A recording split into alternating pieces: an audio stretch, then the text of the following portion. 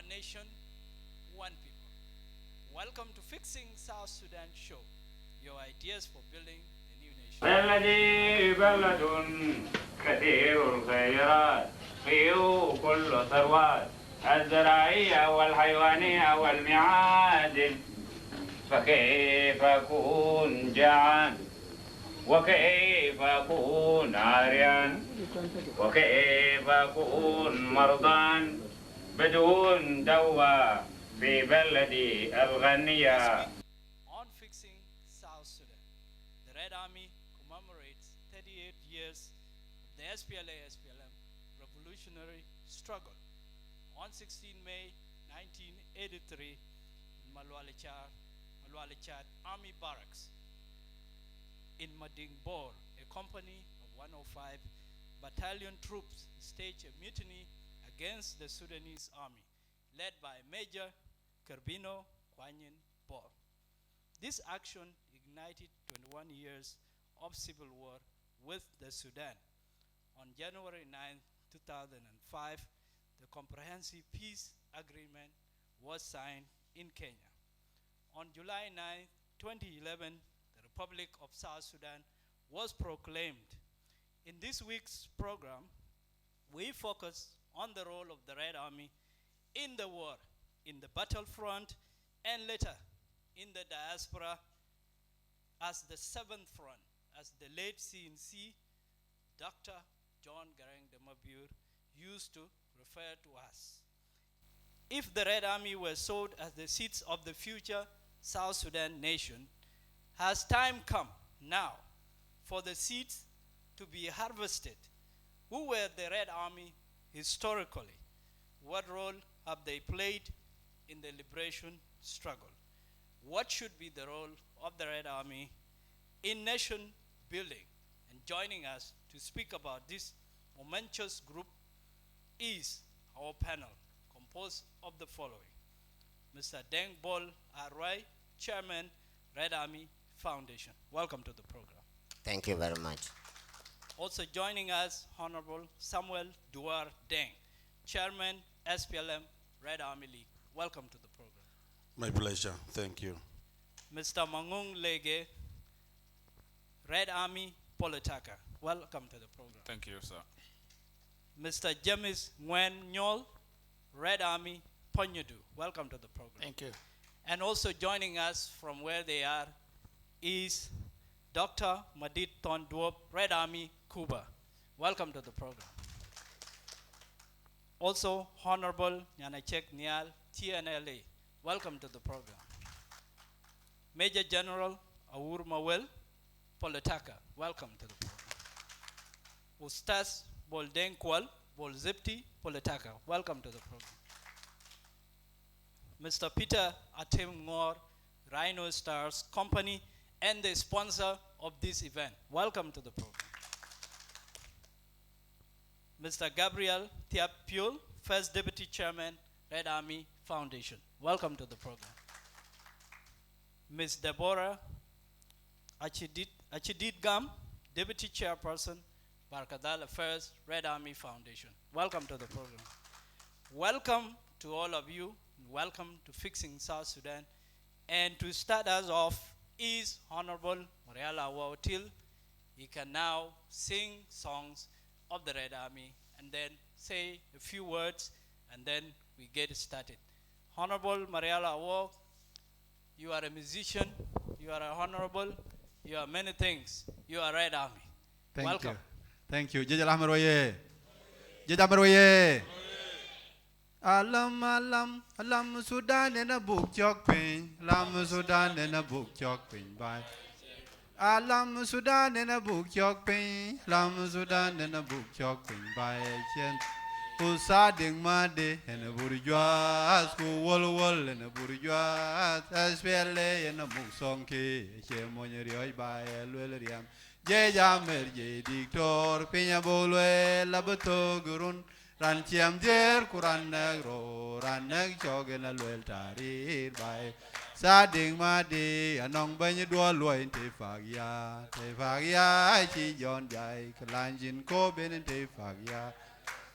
Akutong lwel banya kuman lwel John je jamer neran katiba bagir by Sudan abagir yiwal wal abagir lam Sudan lam sumal dola yekishagora lam nom lam Sudan lam sumal dola lakin bi burjwa sadeng made in a chuk when we tiam dan Sudan in a rai by workshop Kumbijala Sudan, Angi Jalam Wangi Shap, Angi Jalam Wangi Shap, Angi Dwalden Africa. Kumbijala Sudan, Angi Jalam Wangi Shap, Angi Jalam Wangi Shap, Angi Dwalden Africa. Where a bourgeois and a big line sading muddy. Where a bourgeois and a big line sading. Oh, what a bourgeois, then a beefy comes adding maddy. What a bourgeois, then a beefy comes adding. A cativa desire you toy, a tumbe, or chal book pin bantic, la la la la. By Sudan, like a bane, take pin a wee John, take Sudan and a non make a latte or Nyanya one night chok dome, a ye guy two night chok dome. SPLA, Chavendo, Manon. Who were the bourgeois, Kagasema, a she dictor man and benaben, a she dictor man and benaben, Chagaja, Yamer, Choyor, Manero, Walla song, Maracap. Yamaroye, Yamaroye. Thank you, Comrade. Thank you very much. And immediately we are going to start with the chairman of the Red Army Foundation. He will answer who are the Red Army, first and foremost, historically and now. And then you can speak about what role the Red Army has done in South Sudan history. There are many of you who will answer that. We will do the first part first, and then nation building last. When we are done with the panel here, it will go down, and then we will come back to all of you who have come today. Mr. Chairman, take it away. Who are the Red Army? Thank you very much. My name is Deng Bol Arway Bol, Chairman of the Red Army Foundation. To answer the question, who are the Red Army? The Red Army are the young people who found themselves in various camps of the SPLM, SPLA between 1983 to 2005. These children were found in military camps, in refugee camps and IDP camps that were under the leadership of the SPLM, SPLA. There were Red Army that were trained, and this was the first group that appeared with the division of Mormor around 1984, 85, 86. Many Red Army followed later. At the beginning of the liberation struggle in 1983, we usually say that the history of the Red Army is as old as the history of the SPLM, SPLA. Why?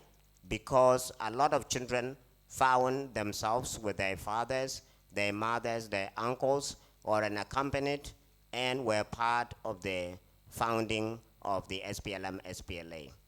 When many children were found to be in military camps, they were grouped, especially in the division of Mormor, 1984 and 5, and were then known first.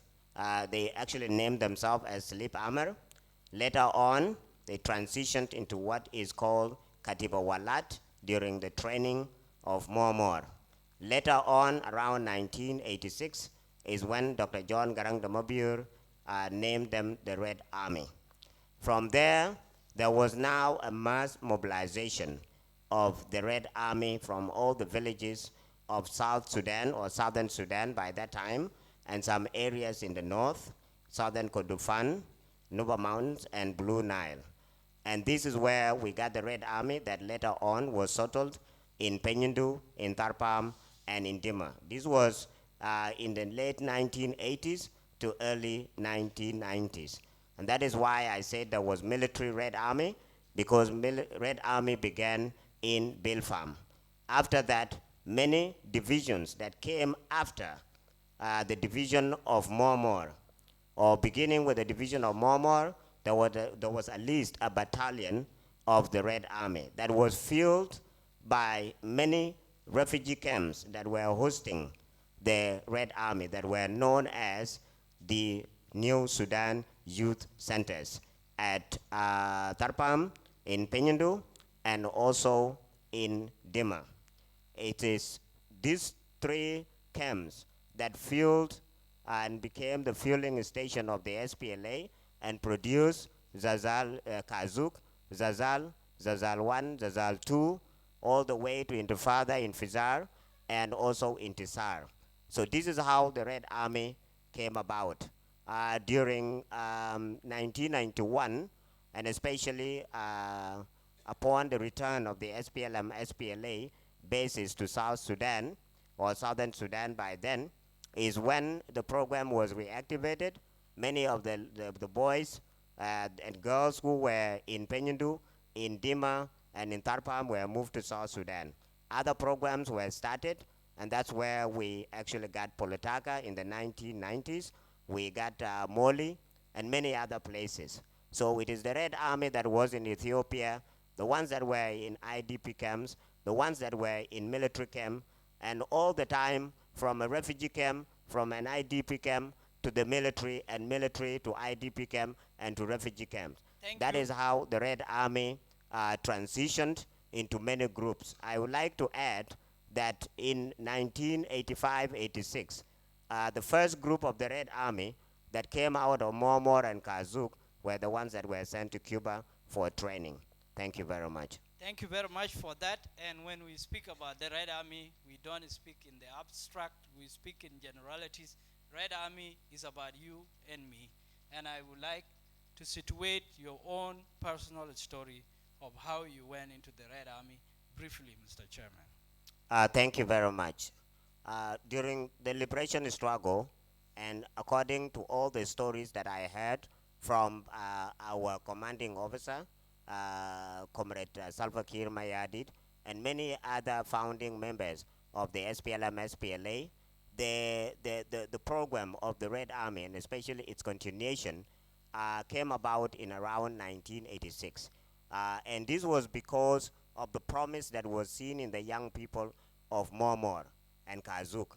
That is when the leadership sat down and said that if this war were to take 20 years, then what we need to do now is to begin to gather and mobilize, train and indoctrinate young people so that they can continue the war after 20 years, so that we can give them the political and military ideology that is necessary for them to inherit this war if the war takes longer, and if majority of us are either wounded or or discouraged from fighting, or get old, or even killed. So this was designed.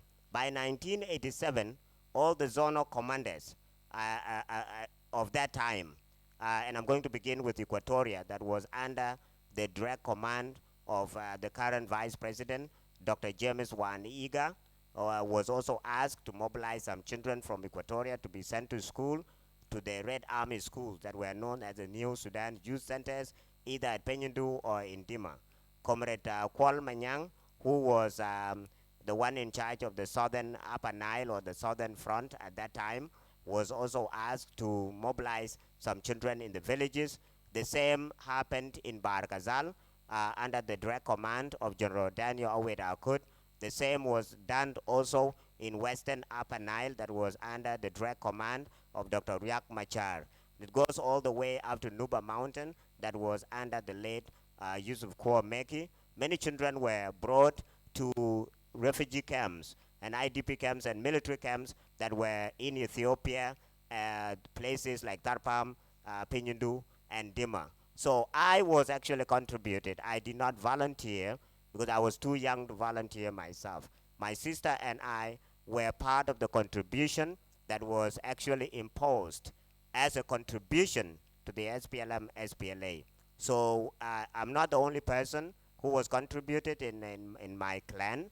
Many went in 1987 and in 1988 and also in 1989. So this is a process. You personally made the trek And your legs were okay? at Yes, that time? I walked all the way to Ethiopia and Ethiopia to Kakuma. So this is how we, the Red Army, trekked all over South Sudan Thank you. in search for this nation. Thank you Thank you. very much, Honorable Samuel Duarte. You have your own story of how you ended up in the Red Army, the role, how the various camps of the Red Army have been defined. So, can you speak about your own personal journey to Ethiopia? Yes, that's true. This has been a history of many of us who left for liberation struggle. It did not start with being Red Army. My history is a bit different. I was not contributed. I volunteered going to the bush. It was in 1986 when I was in my hometown, Gogrial, late Denga Juan came with Katibanil from Mormor division, and they started attacking the town. I was then around 15 to 16 years, and I would send things. I was in the school already, so we had to run away from the town. But when we went and got those of our friends, brothers whom we knew before, who came from actually from SPLA, some were talking to us, and you can imagine. And by then the SPLA radio was all over for students like us who were in school already. We would understand what is happening around Sudan.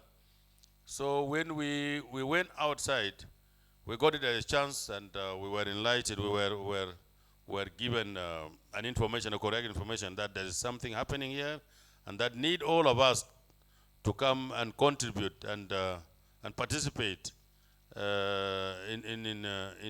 that war of liberations. So we were taken from there to Ethiopia. We were taken in 1986. That was the middle of 1986 to the end of 1986. We arrived Itang. And then from there we could not join the military training. We were taken away and were given just formal training, basic training of military training, and then taken under the command of our friend who is here now in the SPLM, called Achwil Malith. He took us first to a place called Pateda. Then from there we ended up in Peñido. So when we were in Peñido, some few months, a group of those of Dengbol, my colleagues Dengbol here and the rest, came, and we become now a huge number, because that was the time the contribution of the children was circulated to the zonal commanders, and then now we were met with a huge number coming from Upper Nile, from Bahar Ghazal, those whom we left behind, from Equatoria. Some sizable number of children came from there, and from Bibor, by the way. We had a lot of children from Bibor by then. So the Red Army got expanded that way. We continued. I could see Mangok is there. One time when we were taken to Marcus for military training, he was one of the instructors. I remember very well. He was brought from Bilpam. He's from Infajar, and then he was taken to Peñido to help in actually bringing on coaching Red Army. We were then taking two at the go.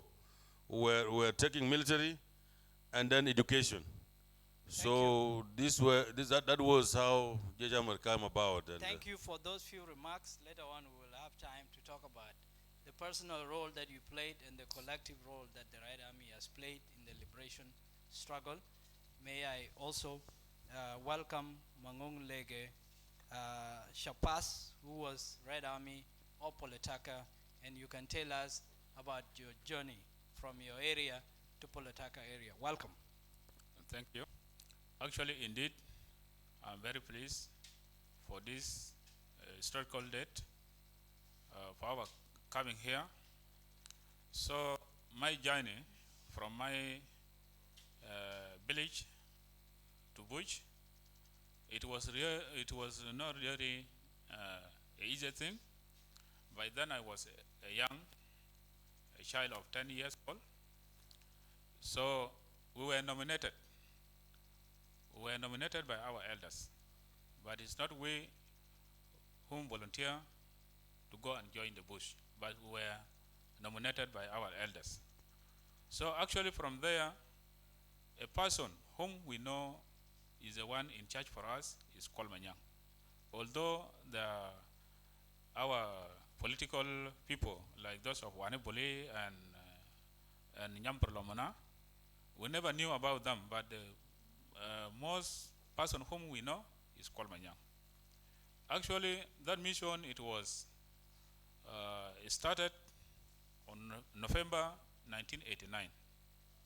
That's where the information reached to the household. So from there, they start registering people, house to house, house to house. If you were 3 in the family, so 1 child have to be registered and the 2 will remain for the next round. So the action has taken place.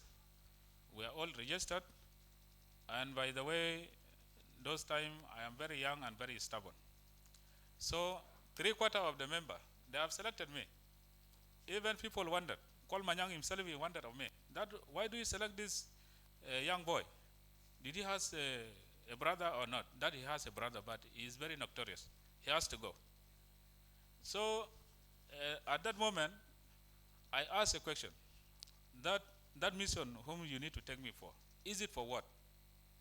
So one of the elders said, tell me that you have been taken to school. So we are going to take you to, okay, sorry. We are going to take you to the place of white men, whereby you will continue with your school. I said, okay. What is the school even? Because by that time, we don't knew about what is school. What is the school rather? So we hold on for the last date in Jimesa. We are collected from all boomers all around of Jimesa. We are collected to Jimesa. We stay there for 7 days. So the day of the 8th, the first group of boys were brought to Jimesa with a big lorry. That's where we began our journey. So they left us in Jimesa and they took off up to Mangala. They tell us that there's another second lorry is coming behind. He will come and collect you. Meanwhile, the first group let him go ahead. They have been accompanied with Sasaur and the rest of the teachers. So actually, they took the journey, they went, we slept. At the following morning, at around 11, our truck came, we get in, and also they took us. You said you were nominated. Were you reluctant or were you excited about the journey? By then, I was not excited. I was reluctant by the way, because I wonder. My parents are deciding to take me to the place whereby I never knew one time. So I was not excited. Thank you very much for those few remarks, and let me welcome James Nguyen, who is Red Army from Panyudu. What is your personal journey? Welcome. Well, thank you very much. It is a privilege to be here. Thank you, Madingor.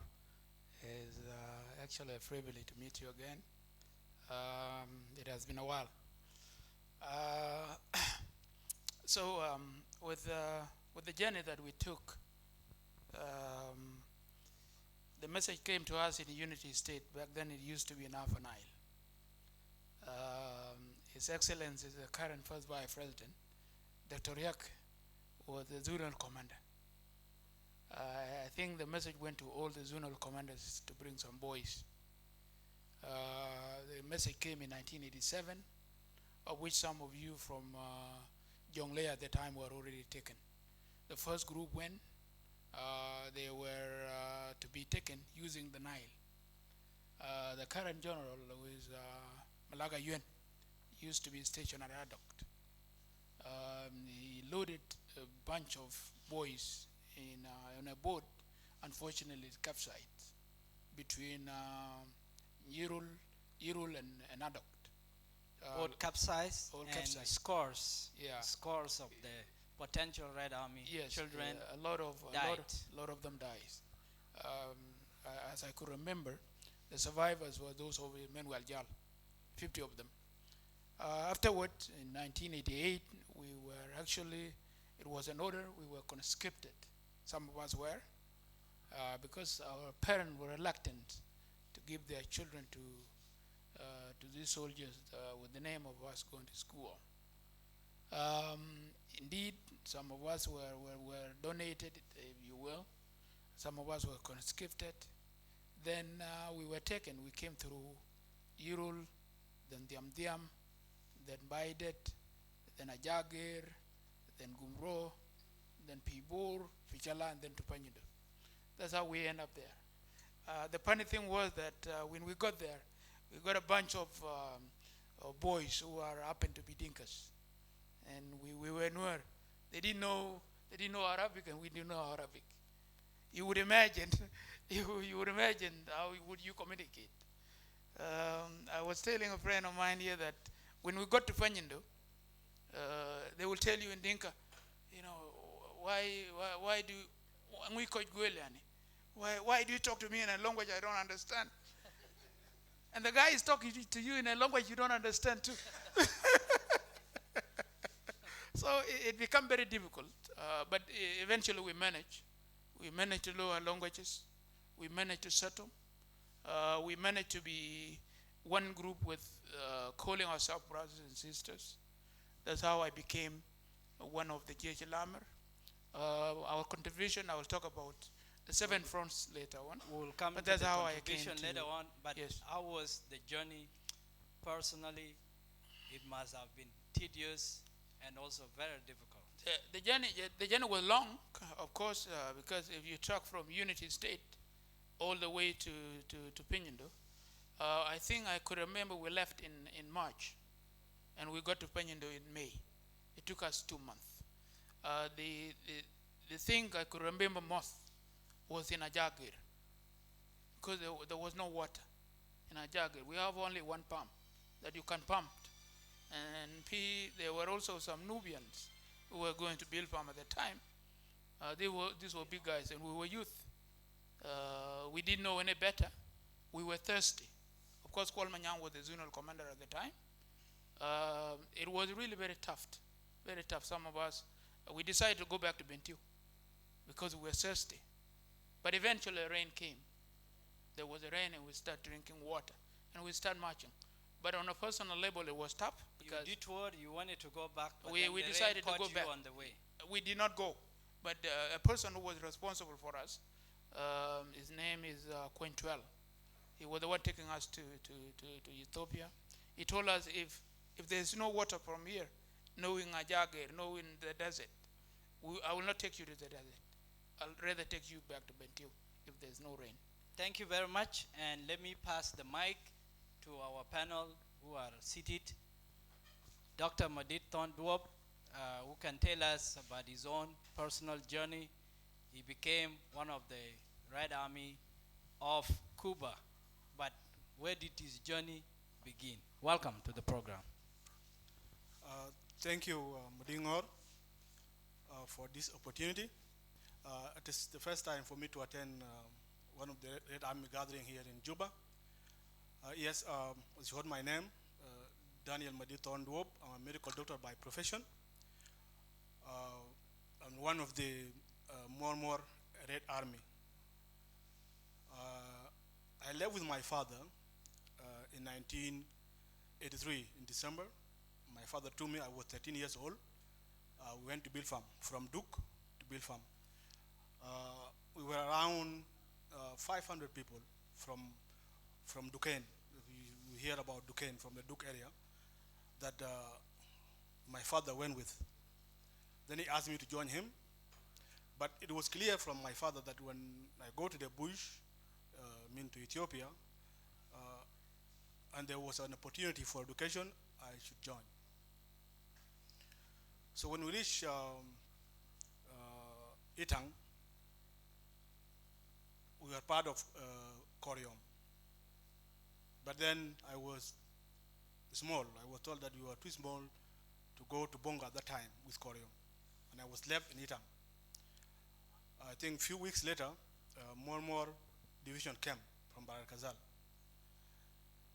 And all the children from more and more who came from Barakazal, they were stationed in Bilfam. So when Koryom went to Bonga, I joined primary school in Itang, run by Ethiopians. And from grade 6, I was taken down to primary 1. So it was not comfortable for me to be there. My father was taken to Zinki, to political school. So when he came back, I told him, no, I'm joining the Red Army. I mean the boys in Bilfam, the more children in Bilfam, to be trained in Bilfam. So he accepted, and I went to Bilfam. And then we were trained. As Comrade Dengbol said, our first name was Katiba Walat. And then moved to Selib Alaman. But before we went to Bonga in '85, already the name of Red Army was given to us. So we went to Bonga with more and more with the name of Red Army, and not Selib Alaman. So that is a correction. The Red Army came out in '85. But since the foundation of the movement, since the inception of the movement, the leadership sought out the manpower that would fight, also sought out the logistics of the movement, but there was one fundamental question that needed to be answered. It was not about whether we will win the war or not, because the victory was certain. But the question was, after we win the war, what are we going to do? What will happen? Because they were sure that they will win, but the aging also of the people that were fighting was coming in. The education in the whole of South Sudan stopped at that time, because if you see Jamus, most of them were teachers, were volunteering in the villages. Most of them were university students. If you see Tiger Timsa also, most of them high school students. The same with Koryom, more and more. So there was a gap in terms of education that needed to be filled. And that gap, and those people who filled that gap were the Red Army. So Dr. John Garang and the leadership in the movement, they decided to connect with the outside world that could take some of the children in the movement to continue their education. And this is when Soviet Union, Cuba, Ethiopia came in. They were asked by the movement to take some of the children, members of the Red Army, to Cuba to continue their education.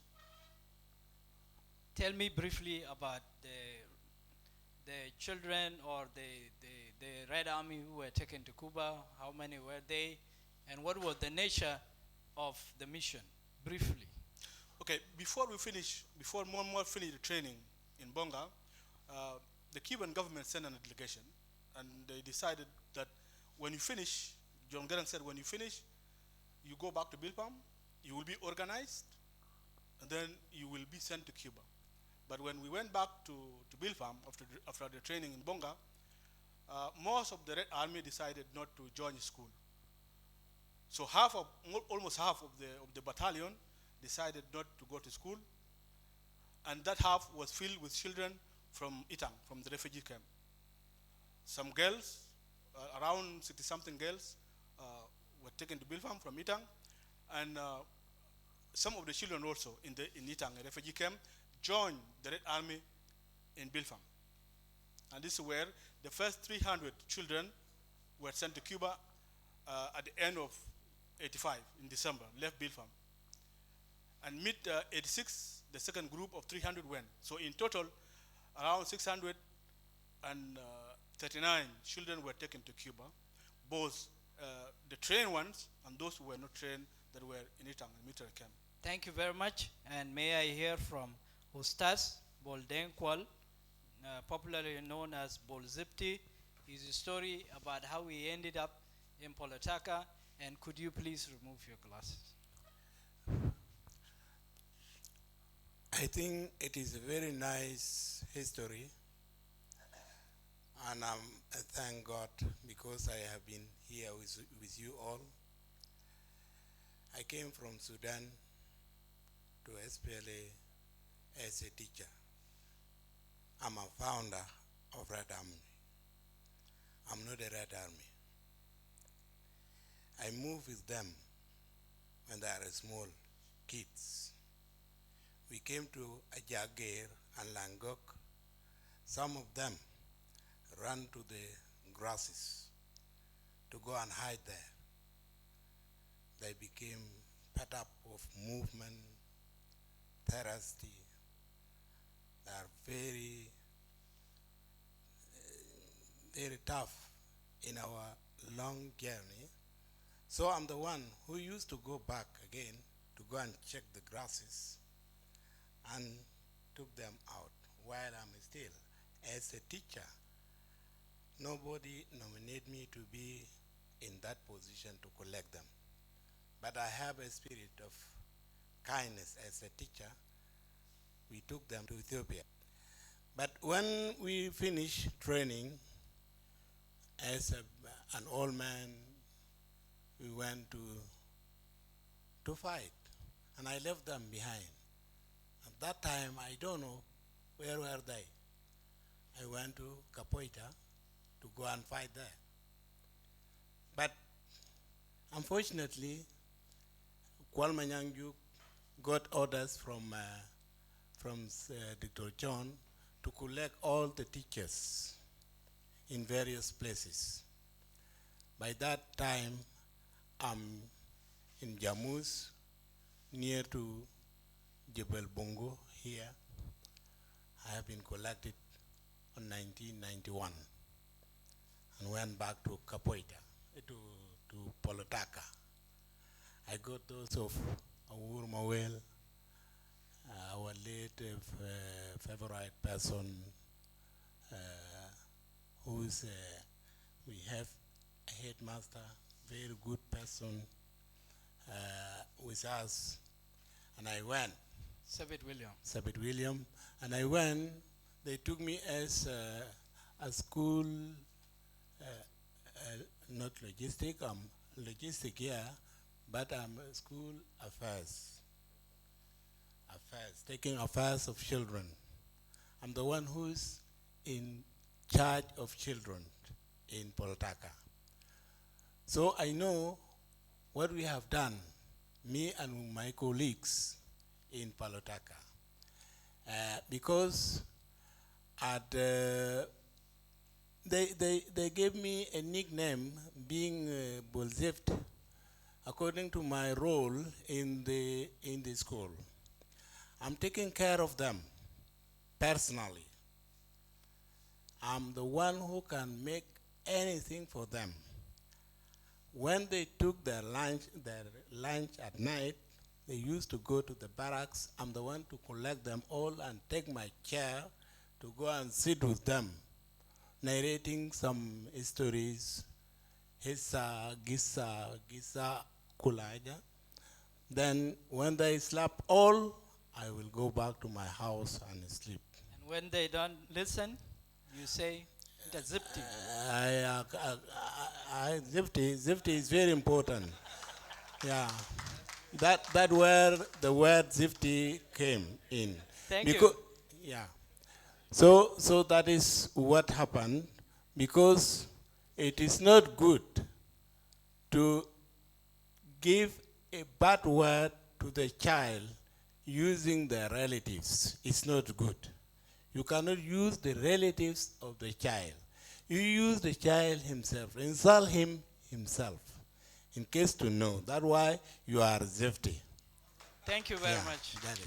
Thank you very That much. is- thank and you. For those who are from Palotaka, you have heard about the journey from Bor to Jamaica and then to Palotaka, and the song used to be sung. If Chol Fanan was here, he would have said, Kulu kwere jamet nyalenda yinwo kwae kwe. Kulu kwere karten nyalenda yinwo kwae kwe. Ben james ben chola ure wo beria bi walk Sudan challenge panda in chukule jirier and alejanga kereso. General Laur Mawel, you are most welcome. Yeah, before that, I gave the children a nickname. I gave them a nickname of the book of my brother Francis Medingding. I gave them the nickname saying that you are seed of redemption. Thank you. What is your story about how you ended up taking care of the children in Palotaka? Okay, let me come to the issue of Palotaka.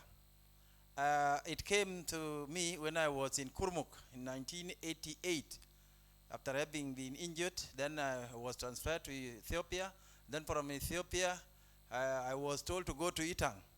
But I could not make it because I don't want to stay in Itang.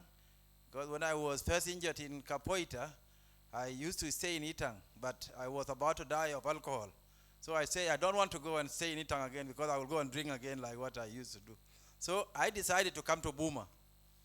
And then unfortunately in Buma, there was nothing. People were starving also.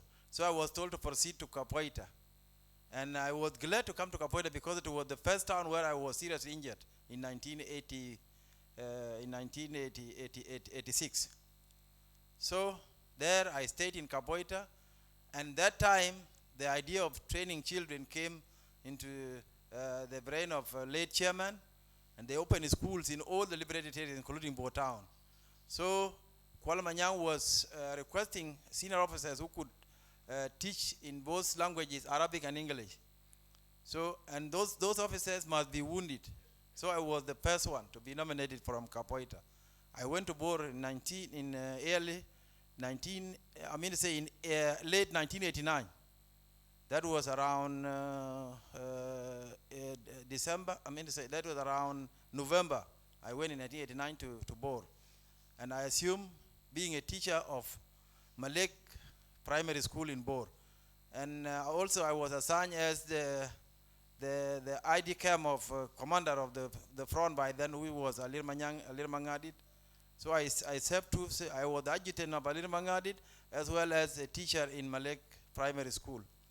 In that time, it coincided with the issue of collecting children, contributing children for the Faith Foundation. Then Kuala Manyang also ordered those of Arurman and Alir Mangadit that they should select one officer to be in charge of those officers, of those children, after they have been gathered.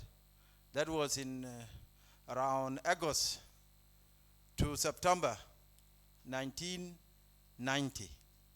So the Kuala Manyang gave order that the officer that should come with these children must be fluent in Arabic as well as English. And we were only three. It was late Gop, and then late Kang Majuk and myself. So Aru decided to nominate these two. Goping was sick. Kang also, I don't know what happened to him. And time was running out. So Aru sent a message to Kuala Manyang that now the two officers who were qualified for this request, they are sick. So Kuala say, what about Awuru? I just sent recently here. Then Aru say, Awuru want to marry. Say, no, this is not time for marry. Let him come immediately. Then Aru say, okay. I told him last time that I will give you leave in toward the end of the year, and now you are ordering him to go. So you write the message. Paul, without hesitation, he wrote an immediate message. Then I was called by Aru. Awur, you need to take the children to Torit. I say, Comrade Aru, didn't I tell you that if you were to give me leave by then, I would have married? But now it is order, I must go. He said, no, I will leave you on the way. You go. Leave your things. I said, I'm a soldier. I cannot leave my things. Let me just go. So I took all my luggages, and then I found the children, they were ready. By then there were 624 from Bor. Those of my who were in Jamaica. So we had only one lorry, which was a bit faulty also. We just carried the youngest one and the vulnerable that cannot make the journey. And I tracked with the rest on foot from Bor up to Mangala. Then that I started the journey on 15 September. Then we reached Torit. Luckily enough, when we came to Mangala, we got the convoy of UN bringing food to Mangala. So we were loaded on those trucks on the return trip. Then we went to Torit. And that is how I joined the Faith Foundation Miners School. It's called Faith Foundation Primary School. And been there, I stayed with the children. I stayed in Torit for 2 months. And then the third month, I was taken to Palotaka with the children. I stayed for another 3 months. And later, Sabit William was brought as the director. And I remained administrator since then until the day Nyuan rebel around Fageri, and the children were ordered to go to Loboni, and then I remained in command of the garrison. Since then, I did not join the Faith Foundation again. Thank you very much. Thank you very much for that contribution. I'm going, please clap for the two. And you have just heard about the seat of redemption, where it came from. That is from the book of Dr. Francis Mading Deng. Honorable Nyanachek Nyal is always available wherever there is a function of the Red Army, if she has heard about it. She's our mother and also MP, and she has something to say about the Red Army in Arabic. You're most welcome. السلام عليكم جميعا.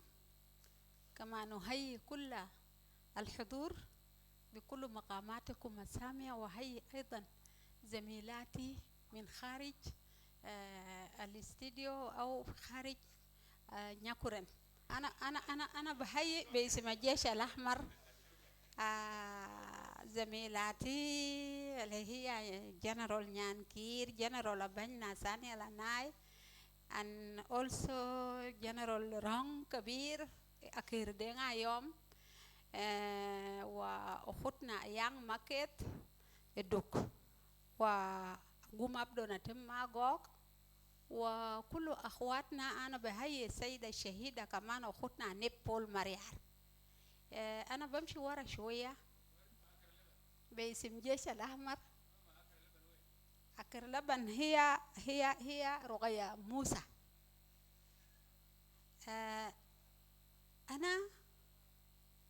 أنا سعيد جدا ومبسوط إنه أبنائي في الجيش الأحمر لما نزول يشوف قال يعني جهن يالده 200 بقى مع الجيش الأحمر. هذا جماعة ده كانوا مارسين بتاع جلابة يا وكان ناس مؤتمر وطني before. لا أبدا، التاريخ بيحكي نفسه. انت دار تخدم بلدك تمشي تنتشر تلقى يعني المرفعين قال الطريق ما بيكذب، كان ما وداك مراه بوديك للهلة. فنحن أمهات بتاعت الجيش الأحمر، كل المرأة الكان في منطقة بور ومنطقة مناطق نوير ومناطق بتاعت المنداري كله في إكواتوريا، كنا أمهات الجيش الأحمر لأنه أبنائنا كانوا صغار في العمر، ونحن قبلنا بكلام رجالنا قالوا إنه الأولاد الصغار ديل في عمر 7 و8 و9. أنا مستغرب يعني الزول القلب قوي زي ولد بتاعنا الجيش الأحمر منهون لقى قال عمره كان 9 أو 10. الوقت داك يا منهون ما عمرك 7 8. نحن وقت قالوا عيالكم ديل جيبوهم نحن اتبرعنا بالعيال وسوقنا عيال بتاعنا لحد منطقة جميزة وشيلناهم لحد منغلا. أنا بتذكر أختنا مرة بتاعت الجنرال طونايين جوك رودا أغوتينيا كني كواي هي الآن في الدياسبرا. أنا متأكد من المرة ده من نسابور كله ده لأنها هي المرة مثقفة وكانت معلمة بتاعتي في المدرسة. فشلنا العيال ديل لما جينا منطقة الجميزة عملوا موبيلايزيشن ومشينا منطقة بتاعت نص المنداري لحد ووربار. ناس مشينا فوقه. أنا بتذكر يعني الموبيلايزيشن بدأ في منطقة بتاعت البوجة في منطقة بوجة ومشى لحد يعني قول من هلة أجود لبوجة أو منطقة بتاعت البانلاكو بان كاني لودن area بتاع بانلاكو up to وانيان من وانيان لحد تباري لمنطقة بتاعت الوربار. ديل يهو جمعوا الأولاد ديل وجابوهم. علاقة بتاع بور مع إكواتوريا ده علاقة تاريخية عزلية. نحن بناس بور وكنا نشيلوا إيالنا بطريقة البيبور قلنا قالوا إكواتوريا ما هيسمع.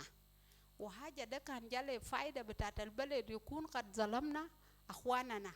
فعشان كده القائد كوال مانيان جوك اقترح إنه العيال ديل شيلناهم من منطقة بايدي لحد الاريا اللي وصل فوق وشالوا جنرال أور. الوقت ده كنا ما عارفين إنه عيالنا ديل بيعيشوا. نحن جدعناهم بس للوطن البيعيش الله معه والبموت دفعنا للموت. الجيش الأحمر الجيش الأحمر أخذ الحماس وأخذ من أخوانه الكبار من أبوهاتهم الكبار. أنا برجع ورا قالوا مثل بيقول قال راس ما بيشيل صفيحتين صفية عسكرية وصفية تجارة. لما الحرب اندلع في منطقة ملوالجات في 16 ماي 1983 الناس كانوا يتعاونوا ناس جنرال كاربينا كوان يتعاونوا مع واحد تجار من تجار جوبا هنا هو نسيب بتاع جعفر نميري اسمه صديق البنا. كانوا بيتاجروا ناس كربينا بمشي لحد منطقة بتاع الأنواق فشالا يجيبوا جلود النمر سن الفيل وكل حاجات حتى الذهب كان بسعر بيشيلوا بصفايا الجيش ده بيجي بيسويوه. لما قالوا الجيش بتاع البور ده دارين ينقلوهم في كسلة جاء صديق البنا وهو نسيب بتاع جعفر نميري الرئيس الحاكم البلد مباشر قال لهم اسمعوا كلام ده ماشيين يقتلوكم. قال انتوا اختلستوا الأموال.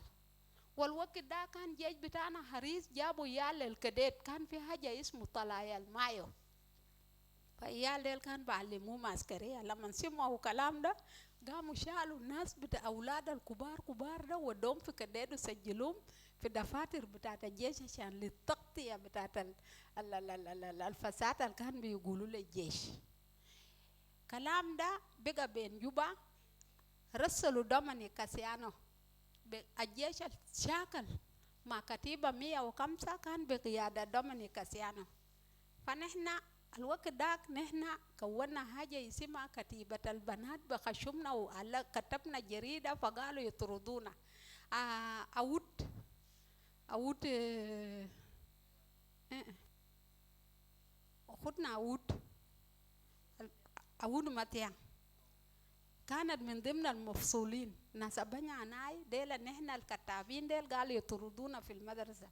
الوقت داك ما أجنس بوانيلو قدو ما كان بتاعت العنصرية زي لما جابوا الكوكرة قال أستاذ عبد الله مندكورو إنت بمشي بلد بتاعكم تجا ترجو بناتنا روا إنت بلور لقوا بنات بتاعكم هناك بقى عنده مشكلة مع واحد يقول له أستاذ عبد الله ده يا هم محلنا فتنا ما طردونا فوقه. قال حرية I'm afraid we will run out of time, so yes. we'll come back قال to ده you. حرية الصحافة. فنحن الحاجة اللي بيعملوه نحن بنقول نحن النساء معنيين نحن خلف رجالنا ونحن صمتنا ووقفنا ودفعنا عيالنا بتاع الجيش الأحمر استشهدوا بدون ما يعمل راكوبة لأمه، والوقت بتومن جا وقع بوراه بدون ما يعمل حاجة. ولما رجع المدينة هنا تاني ما قدر يتزوج، حتى الآن قاعدين ما زوجوا. وحكومة بتاعنا الميليشيات اللي كانوا من الجنوبيين اللي بيجننوهم للجنوبيين التاني ده ما من هسه انتوا سميتوا الجيش ده كان بقيادة دومينيك كاسيانو، وقتل ناس الافراد في مالواليشات، رغم انه الجيش بكتيبه 105 كان فوق رجال اقوياء زي ناس ارجو كاكوم وناس احمد قرن دين بول ولوكوان ماني باج لوكوان مانغاديت والير بيراكل اسمه الير بيراكل من الجيم وليجا نوت جوك، وانا بتذكر يعني الير دين بور. Thank you very much. الرجال ديل هم العلم وليال شجاع، وكان في ميادين بتاعت الكديت بالنسبة للطلايا الأولاد اللي كانوا في مدرسة. أنا هنا الآن فخورين بأولادنا ديل، وإذا نظمنا نفوسنا زي هسه المجلس بيفتتح، إذا ما كان أربقة بتاعت الطابور والميليشيات اللي كان دفعنا مبلغ لإرث الجماعي لأولادنا القاعدين في الجيش الأحمر لأنه خاضوا الحرب في عمر صغير. Thank you very much. Can you pass it to Miss Deborah Achididgam? Can you say your story briefly of being Red Army or affiliated with the Red Army? Welcome. شكرا. أنا بشكركم باسم بتاع Red Army بتاع بنيدا. ده يوم عظيم مريلا. ده يوم كويس. قاعد دامل مراجع لنا. بعمل مراجعة في مالي تكان بدا فوقه لكان مالي تكان وقف فوقه. أنا مقصودة ليلة في يوم بتاع ليلة كان أنا قمت في يرول، أنا كان أمي من يرول. أنا قمت مع مروم اسم فجلوال وكالي اسم مريال مبوك. أنا دورتا في سارة اسم جاغا غير. سارة دي صعب شديد. السارة دي أنا أكلت كله وشال. الوشال اللي كان باكله ده جات صعب، في أجل مر وفي أجل المامور. اليوم أنا قمت كالي قال لي يا بدوكتي، قال وشال ده كله يا أكل. أنا قال ماله؟ قال ياو ما في موية وما عندنا سيدة. هالدورة ده أنا مشيت في سارة ده صعب شديد. من أنينا beginning في ميل الرمبيك مشينا يرول، أنا مشيت وانا لقيت غنم الكان باكل. انا بشور السلاطين ليله، وانا بشور الممغل ذاته. اليوم ده إتبيجي بقولوا ده منو ياو سلطان بتاعيلا، كان عندنا سلطان بتاعيلا ونقعد فوقه مع ناس كبار بتاعنا. هالجيش الكان ناس البنقول ناس كان ناس كبار الكان فات غابة ورجع. كان في الجنرال أنكل بتاعي اسم دون دم كوي، وفي زول اسم جوام مكوير ياو كان ماشي معنا الناس القدام ياو بمشي يشيل الجيش الأمر. أنا دورتا مع ناس بتاويل، وكان أستاذ بتاعنا مغون أفريقيا يا يوم كان رجع كان في أجا اسم كديد. مشينا في سارة، وسارة بتاع جاغا غير كان في شجرة كبير. أنا شفت الزول ده أنا فكرته ومباري الزول ما دويتا بشوف زول ده ما مات. الظروف بتاعنا يا وطلع بلد بتاعنا ليلة. أنا مشيت في نيدو وكان أجي أنا شفته أسد كان ما في مهابة، كان في المهابة ده يا وجابة نينا إني في الفات دايسفرا والجاي فات في شكلا، ونينا كان ما مجرمين ساكنين أسا نينا البنات بتاع جيج عمر والبنات بتاع كتيبة بنات عندنا بيوت قاعدين، والأولاد بتاعنا كمان أخواتنا عنده بيوت قاعدين ومقصولين، عنده PhD عنده ديجري، هنينا كلهم مقصولين ما في زول المجرم. كلام ده أنا بشور التيشيرز بتاعنا كارتيكس. الليلة ده أنا فكرت زول الاسم تورامور كان في فنيدو معنا. الزول ده كان زول قوي شديد، وانا لقيت ناس كتير وبيان دين مجوك والمراقبين ما عندك وما عندك أبوك de yom bita fakar bita na lela je jamar ana maksud be kalamani na kalna gech wasa ni na gadiya kula jad kwes wani na yanin yom de ni na kalna jad dal tabanin shukran le medin fi sana alfadu sana bita zamante de kalamita je jamar ya win daga fakar ala fakar de redami waye ana fakar ta fanyi do alela. Thank you very much. And because you mentioned Mangong Africa, we are going to give him a chance to lead us to the next hour. We are going to speak about the Red Army in history, and Mr. Peter Atem will lead us off talking about the role of the Red Army in history, and the rest of you will come. For now, Mangong Africa, take it away. We had accepted that SPLM was ours when we were in the bush and up to now, and we hope that we realize the vision for which we fought for. Hello.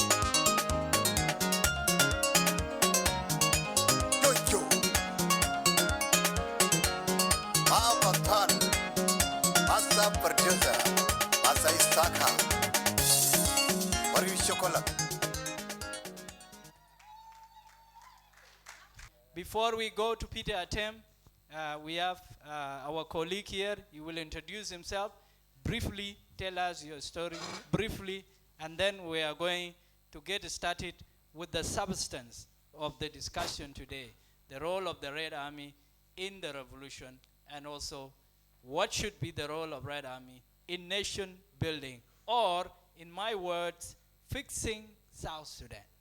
That is nation building. Welcome. Thank you, Madingor. Thank you for today. I'm privileged to be here today with Jesh Amar Army. I'm called Horacio Opio Ojala. Yeah, I'm a doctor by professional. I'm Red Army from Pinudo, Group 2.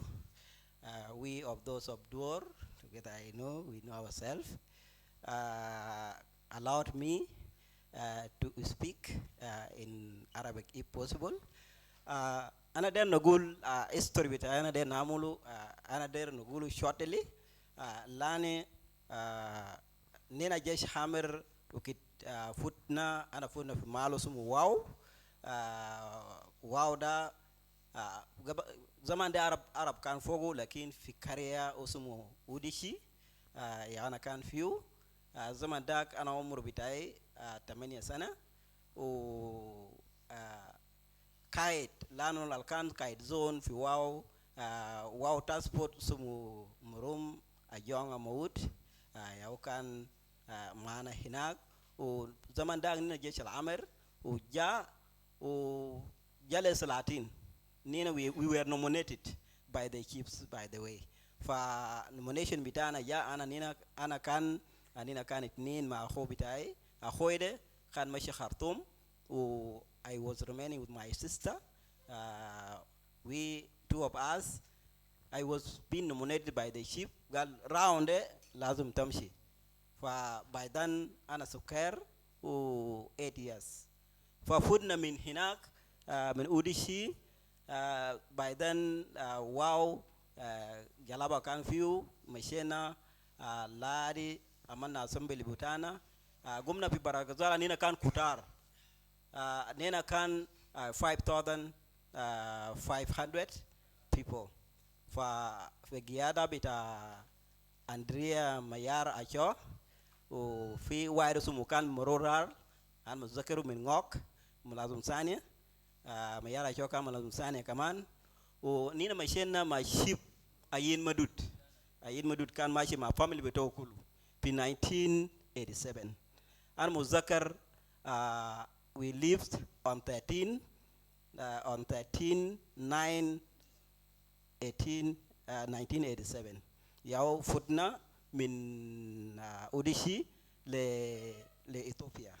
Fa jina fi Kwajok jina hinak gadna ma Sultan Kabir ayin madut yao kan mashi mana Sultan Kabir family beto kulu gatena bar wanina machine ita bamshi ita bukun fatran fi zaman da yani nas ita bamshi tunum yani ita bamshi tunum gidame na man tugum baden tishub nas disa marin bas ita tugum minum tudum fil mamuria unas machine yani dekan haja gawi khalis mashina fi ajager fi sarab ta ajager da kullu lanu bor kan fiu kaman jalaba we boycott bor ويلا مشينا في صحراء بتاع حجاكر مشينا في بيبور وزمان ده يعني ناس مرلي كمان بيجي ببوكسا بتاع أجل بتاع لبن بقول إني دايرين يال قال إتو may you sell for us those children so ناس ما يلا شو ناس الكان معنا بقول لا يال ده إني دايرين ودوم في بالفام ده ما they are not for sale في الزمان ده كان it is really time for us فمشينا فكان حاجة مشينا في الصحراء هنا موية كان ما في وجيبوا لنا موية في بيبور جيبوا لنا في تنجر وكبوا لنا في شارع موية كان قابو كبوا بس في شارع ويتا بكوت كشمك فوقه ويلا وتشرب لانو ناس كتار ده كرتوش ياو كتوته بس كرتوش ده بمشي بس ده وموية ماشي ويتا بكوت كشمك في الصحراء هنا في الصحراء بتاع جاكير بايدن فمشينا وكنت قديت مع الدل أبقار بتاعنا كله بقى انتا في راس نيل نينا كان عندنا أبقار انتا وكده أبقار انتا أننا مشينا خلاص ما في أي حاجة بس أننا وصلنا لربنا ونينا تعبانين وناس ماشيين ريانين ما في قماش I was having only قماش واحد يو كان فضل by then I sell it with some maize في جزيرة هناك اوكي وصلنا في اثيوبيا المهم لقينا جيش حامر هناك لقينا جيش حامر اللي كان جو قدامنا لقيناه اللي كان لنا ناس 1987 وكان في جيش حامر لقيناه في بنيودا نسوين اللي كان في بنيودا بجيب مديدة بجيب شنو المهم لاغونا هناك we were taken to the camp. We stay with them. Woman is Bologna quays. I am Nina guiding quays. Al mim hadom yaw kan fodal bas. Machina yani no bas yani de aikel yaw fodal fi gisim betazol lakin يعني إنما ندشوف زول يعني أنت بقول ما زول أنت بخاف منه ذاته لكن ربنا ودانا في إثيوبيا ومشينا في الفنيودا أنا متذكر بيان دين مجوك by that time يا كان أستاذ بتاعنا في وقت اسمه أستاذ مجول ومن بور كان معنا هناك كمان وياه كان أستاذ بتاعنا متذكره. فالميم تيبنا خالص والريبليشن اللي عملناه هسه أنا متأكد الناس جيش عامر ياو هسه ياو the seat of nation ذكرته قبل إنه الحاجة بتاعك ده اسمه seat. We the seat of this nation. Thank you. With the SPLM. Thank you. فشكرا كالس Thank دي you. بس story البسيط قدرنا نعرض لكم عن لايف بتاعي كان مشيت في إثيوبيا. Thank you very much. This is Fixing South Sudan Show, your ideas for building the new nation. I am Adingor, and with us in the program are Mr. Deng Bol Arwan Bol, Chairman, Red Army Foundation, Honorable Samuel Duar Deng, Chairman, SPLM, Red Army League, Mr. Mangung Lege Chapas, Red Army, Palotaka, Mr. James Ngwen Nyol, Red Army, Panyudu, Dr. Daniel Maditon Dwop, Red Army, Cuba, Honorable Nyanachek Nial, TNLA, Major General Awur Mawel, Palotaka, Ustaz Bol Deng Kwal, Bol Zipti, Palotaka, Mr. Peter Atem Ngor, Rhino Stars Company, and the sponsor of this forum. Mr. Gabriel Tiapiol was here earlier. Ms. Deborah Achidit Gam, Deputy Chairman, Bar Kazal Affairs. Our topic, the role of the Red Army in history and nation building. And let's transition to the next phase of the discussion. And Peter Atem will start us off talking about the contribution of the Red Army in history, the various battles. Mr. Peter, you have been patient. You have the spirit of the Red Army. You were here until you couldn't be here, but you accepted to be there and you did not leave. That is the spirit of the Red Army. It is also the spirit of the Red Army for you to sponsor this forum so that we can have a discussion. Welcome to the program. Please welcome. Okay, thank you. Okay, thank you very much. Appreciating all of you. I know there's more English and small Arabic, because I can't marginalize. Ana main zaman tai can bagara and shukran ko man kan kamna ma gut kan ini kebel ko my colleague katir ma bar be. Shukran katir an jai pe point kalam beta je jamar kalam maje min ponyu dugule wende kalam kebel kulu. Al je jamaru kata rope ponyu dug kan legadu ben contribution of nas belegadu bulu kudiak akan rawal. When bulu kudiak je jamar yaro number 2. You contribute to the SPLM for struggle. Like Mama Chekalam Gabel. It is a contribution for everyone. Everyone come from Bargazal. They are my colleague behind, and this one is my colleague. I know him. We're from group 2. And it come under age. I'm bigger than him. But now we come old now. It's all a lot of problem. The problem of South Sudan, when Jachamber went to Panyunduk, they cannot able, and I remember when my colleague, one called Bol from Bentio, Bol get sick from Nuer camp. And Ketala Yan Matranto Tala Tawale. Ujamado Guldole Mutu, Jada Pagava, Magavar, Domada Nuerma Dapanas, Madapanzolda. Yalla Sabana Gum Sabana Karopa Jambas, Nemachin Kede, well, Min Jambas and Nemachin Malbacana, Pagava. I can begin and Mother Bacana, Tana David, and Jam and Governor and Damul Compalanch, and never day of Paret Besura. Couldn't Pagavana and a Gozol Gamuria to the Gamuria to the Anagol Manadol of Magavar, Nana, Dolomat Gam in Mutual Cave or the Chetan. And in a Jera well, and in the Rajawara, and a Jera and a Jalogozolde. Naja and a Logozolde. Mim Maukalam Baravi. Kalamur Ranwer Bera Nine Zolde will have good taban. Yavan Raja Muntaka, and Raja Matania, and in a Rabazolde. Given up group Tana, no Kudumoy Sukun, Bezet, Rajapaton Dojua, Walachu, Amula Madita, Ago la Catalo Quest, no Gulo Kalas, Roy in a halbatak, Ogulana Mabro, Halta Yavre, Marangat Poko da Haltai, and that gives us a letter come to Ginopin.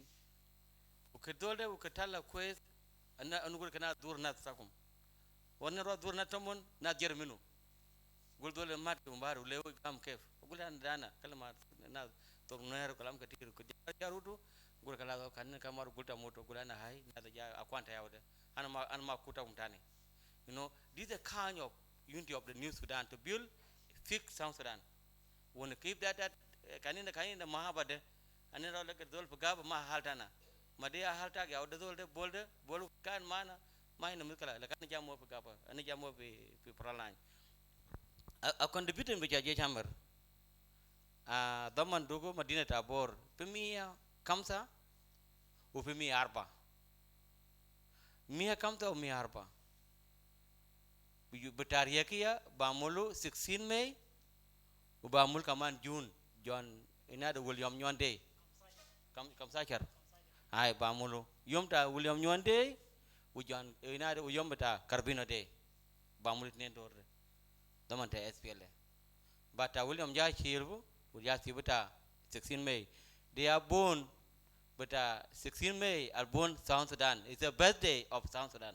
Okay kati batai they have the nas junupin nesitu guam ude kalam sap uyumta 16 May bagana gana soria ma pogo John Garang ma pogo Salpakir ma pogo na agana soria min sa tamania le satiza agana soria buta trap 16 May yala barkede tabagana gana apogo na John Garang min satiza le sa 10 achan wotania kun le nas they have the kalam ta 16 May ana jai fogo kalam bata SPLA a contribution bata Red Army a Red Army bata mormor betai ga utimsa uja muz mormor kazuk udaldal intisar intipijar intipata intipata 2 ukatiba chandok u OTB ita ukuri dede ujamar bata panda waye ujamar ta panyudu ujamar ta longkoi ujamar ta paltaka jina ta bata brangulai ujamar bata moroto ujamar bata malat al ketirat al-kulu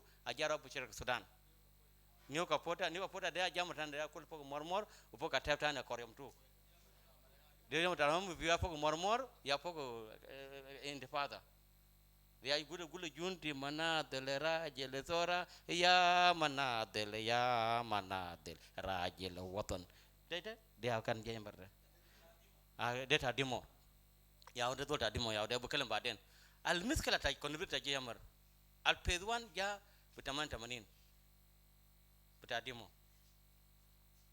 asina tiza in jema tapanyu no ja na dimo ndam kan fu shakal beta John King bekapota ay wonen ja jibu dam akan Allah ko jamatan da anen jama dole tum do a jangurej u John Mau we came task in a task force sita task force na jafe kapota tana new kapota tana kormaje tana maranga piu tana chelu pe lamurnyang tana chelu purito ko nyakatom new kapota ubuna unangnak mission dia adi je jamar yaude al wudu tana headquarter ta jamar kulu da kan kapota but kudenak a contribute ta jamar kabir de ta John King uta contribute ta jamar de ta 91 without Gejamar, can Damandag Nakir faction under Comrade Machar can crush SPL completely. Okay, the Red Army stop Riamachar to aggressive territory. It stopped and we lost 6,000 in 1 week. We lost it. Jammer akan jamana kapoda kulu limu charata 91. Ujamara jama majango kaman pe bongo limu poko bado kir shakla ta 91 inta ya jibu jamar tani le baburat shakla ta baburat ujamar tani shilu jibu utajunde watana wat jamar farako malat barabarau akende bak jecha swat udama dak SPL malim jeytani wona chakal de la kadin tayin yana chakal mangala ma kalman wani beta mangala de kan cakala sahab ya da manja gada yita cheka gidor be masira benen yede gada fu mangala nak tiara gada yito ay fi yomde al miskala a jamr contribute yala ni ja gom al jamr ja kala ja jefu magre damanda kan na kwai kan lugo na kwai magre mun nagde kullu jeda mun istiab kullu chakta 91 inta an rola kat pa yoto wen unera jawara an jaja got pe magre yala magre de jamal kutu mangala utan kutu magre utan mangala utan malat abara kutu pago acan I'm right now I'm coming yala al ukta shakala dani na makin ma jalaba de masubur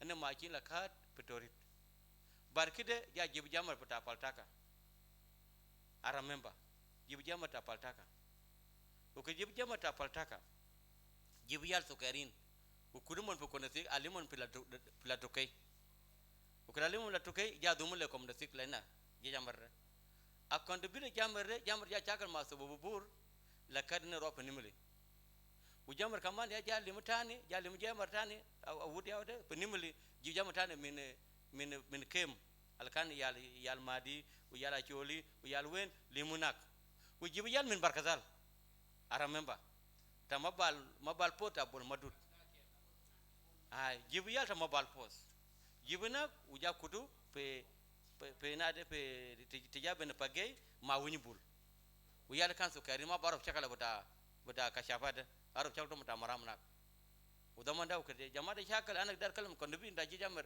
ukan ma jamar kan ma fi SPLM ujamar ya ro shakal kaman gobu ko jabtuna benimli jamar ja limutani jibtan buka kuma 6000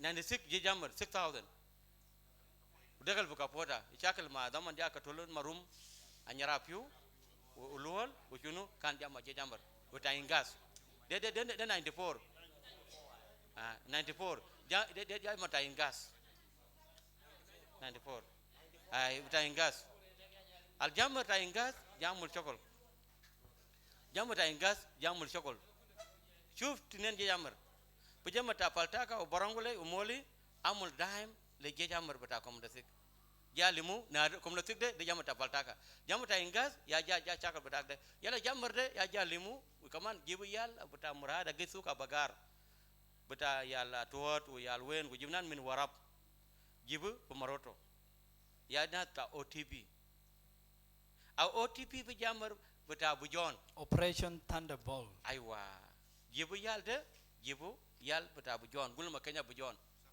samula bujon kabasha wasane katoria limu je jamar de kulu jibu pe yal zande min tomra anzara ujai maridi ujai yei wen limunak mayal bata kan jaman baradal alimu manak jamara ya kilo pe New Sudan Brigade OTB an OTB de ya kilo le New Sudan Brigade de jamar ya de isorta jamar contribution ujama tani jago min kakuma arofi America o Canada guyana 7 front ro korbanat kanas akan spiza kalamulu mana kon bi jamar de ya de ketir utani kama jamar nan jatala kake budarana pi alipen kamsa ana tala kake budarana unaja campaign buta separation unaja ka semble de ya de maputa jamar kon bi jamar buta New Sudan ude ya de 16 May de yom kabir bade ta SPLM madingor ala wajana shuno akilma wajana kalam wahid kalate unaz ga in BTB bi South Sudan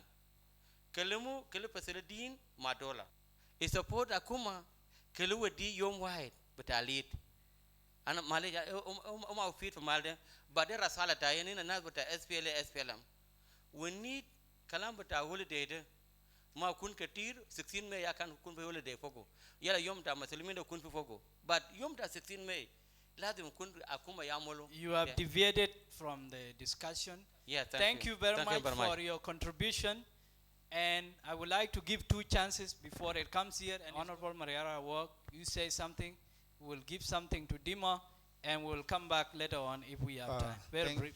Thank you very much. You have said before somebody will have to start with his own history. Actually, it was in 1987, I remember, when my late father, Mark Awok, Awongutil, known as Awok did, came and took me with my younger brother, Til Awok Til, and he told us that there is a call from the SPLM leadership that there is a new generation of war And the new generation has to be trained. So my two children, let me take you, and the other sibling has remained behind. We were taken to Ethiopia in 1987, where we got some of the members. There is those of Anyuat and those of who are in Alama. There is a song they used to say Anyuat ka papa mokwe kaonga and all this. We got them before we were distributed into 12 groups. I fall in group 3. Then in 1988, we went to training, the first batch, that is Majimowula, Katiba Challenger. I got trained, come back, and we start with our studies until 1991, where things fall apart. The Ethiopian revolutions took over the power, and we had all the difficulties, especially the River Gilo, which I will not forget, where I departed with some of my colleagues. We came to Pachala. The Red Army contribution has been seen, and it is everywhere. It is not going to be narrated, but the history will tell itself. But our problem that fain me is that the histories are going to be concocted. You will get somebody who came from wherever he or she may be coming. And the most painful things, al-akab haja, dazol al-lambareja, ya beji buwari lazol al-gabal 20 sana guide. For instance, you want to see your commander. Anamar, what is the title? Buguleg la amshi chubu flan, ya bukuna has high leg. Very painful. It is very painful. And some people can roll tears. Wadum kinzatu bakhe. Lan zol al-kan ma maak. Ya tamshilo, ashanim shi wadik la zol al-kan maak. I don't know. I would say finally, the SPLM, SPLA ideological concept has not been thrown away, but it has been locked up somewhere. Should it happen that it can be opened, we will again revive it and go back and do our success. It is the seeds that have probably not grown properly. Well, the seed has already because grown. The seeds of redemption are supposed to bring about redemption. Correct. Is now the time for the seeds to bring about redemption. Well, if you do that, there are other different terms which they may use against the seeds. That these seeds, they wanted to fade away. The old, you know, remember Kanfi, there was a masal Dr. John Garang used to say, Galfi dufur lo biga tala kabir bakta araso, and then dufur tani jadid betla. Yan gal, that is what SPLA were doing. Lan fi jej betad Sudan, ufi SPLA wara jej betad Sudan. This is not the case. We are equal in development, but we have been denying the developmental programs and development activities. But and if you want to say something, you will be branded. Yan bukutuk fi heta. Woman zato.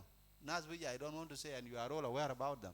Yabam shibuga hata. Mufilanda, there, but there is hope of fixing South Sudan. Indeed, if the Red Army can contribute towards fixing South Sudan. Indeed, we are going to do it, and we have to fix it through the mind of our current leadership. That they have to accept we are the very people of yesterday, not people of our Lombard. The fruits have grown, and they should be eaten. Indeed, they have not to be eaten, but they have to be germinated and then put into a rightful use. They have already germinated, they have grown.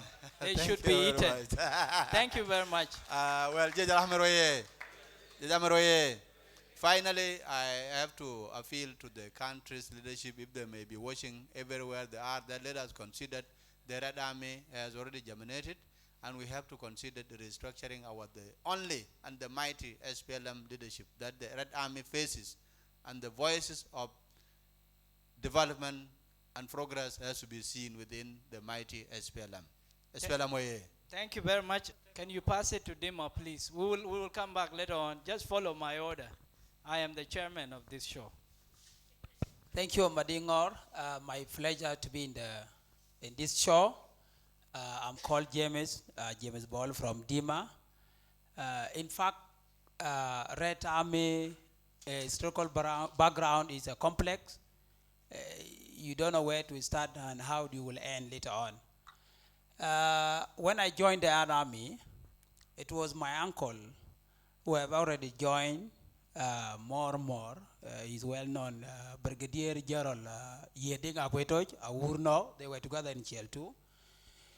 He wrote a letter to our chiefs and say, I need more than 15 from one section, Paduchek. And it happened my father was a sub-chief, Namugol, and he nominated as the firstborn. That was 1986. So when we were gathered, we were told that your uncle is actually a witness that there are Red Army from Bor who were gathered in Panjudo. You guys, seen the Arabs that interrupted your school, you have to join this Red Army and grew up together. By then I was 9 years old. I have never contributed to the livelihood of my father. However, I have never contributed to the culture. You see, a 9-year-old boy is somebody who is still very weak, actually. So when we left, we came, it was almost the end of 1986. We were supposed to go direct to Panjudo, but we were diverted until when we passed by Aliap, and we got the groups of Aliap. Dinga Aliaps and Mandare were gathered, we were all moved together to Dima. You see, so when we reached Dima, we were regrouped. I was told myself to be not the Judge Aswad, but in the middle, the group of age, Mutawaset, not Mutawaset, but it was Maregrek. So I was Maregrek of but our Intifadar, but our Horia. So when we were grouped, actually Dima was a military camps, was not organized as military and education at the same time. It was pure military camps. We were trained and prepared to come and subsidize, give support to our army when there is a loophole later on. So most of us were actually died. You took the gun by your own voluntary. If you know how to hold the gun, you cock it and you shoot, it does not fall on you, you are graduated. So most of us of Dima has actually graduated voluntary and joined the war by then. And that is why you see most of them are not in these forums. Thank you very much. And we speak about the role of the Red Army in history has already been established. And Mr. Chairman, the Red Army in nation building. We have a Republic of South Sudan as a result of the contributions of the Red Army and also all the other fronts. You will also speak later on briefly about the role of the Red Army in the diaspora, the 7th Front. They were very active in convincing the politicians of the West to bring about the CPA, which brought about the referendum and then the independence. Mr. Chairman, welcome. Thank you very much. The theme of today's show is telling, as it is written, role of Red Army in the liberation and also in nation building, liberation of South Sudan and in nation building, as it refers to South Sudan at this particular time. Well, a lot has been done by the Red Army in fulfillment of the mandate given to the Red Army by the founding leaders of the SPLM-SPLA. I recall clearly Dr. John Garang de Mabur pronouncing or proclaiming in many places in Ethiopia, in our New Sudan camps, that you, the Red Army, shall build the New Sudan.